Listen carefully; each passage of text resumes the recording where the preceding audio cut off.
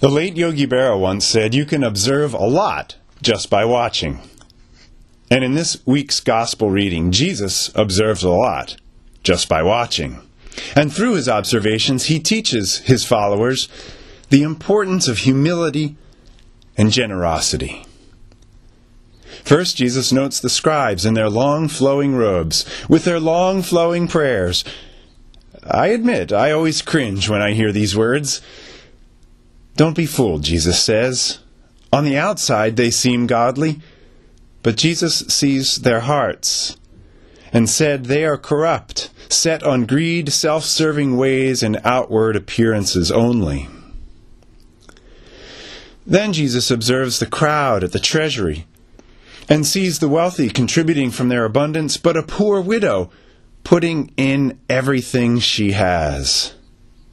Truly, I tell you, this poor widow, Jesus said, has put in more than all of those who are contributing to the treasury. Humility and generosity. The church continues to teach the importance of these character traits. Perhaps the Pope's fiat is a symbol of humility, or is it overshadowed by the jetliner he requires? Perhaps our national budget's commitment to Medicare and other social programs is a symbol of generosity, or is it overshadowed by how much is spent on defense? Perhaps Calvary's stained glass windows and long flowing robes cause some to be cynical. Or do the actions of this community speak for themselves? Actions like delivering meals weekly to those in shelters, knitting quilts and comforters and hats for those in hospice or single mothers with children, or going beyond a tithe by sharing over 13% of our annual $1 million budget with projects beyond the walls of this place.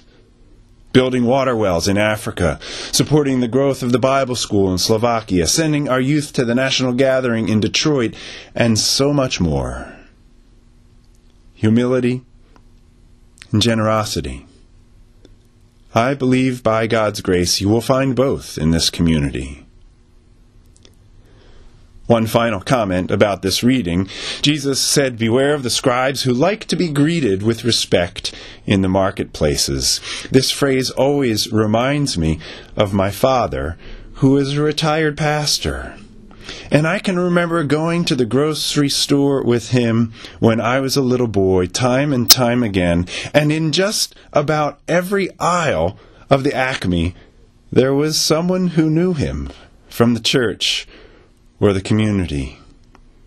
And my dad always took the time to stop and talk with them and minister to them and listen to them. I learned a lot just by observing. And I strive to live according to the principles that Christ sets before each of us. If you haven't been to worship recently, I urge you to view the sermons of October 11th and 18th as the leaders of this church continue to lift up the joy that comes from being a generous disciple. And now may God bless you, and God boost you, until we meet in worship.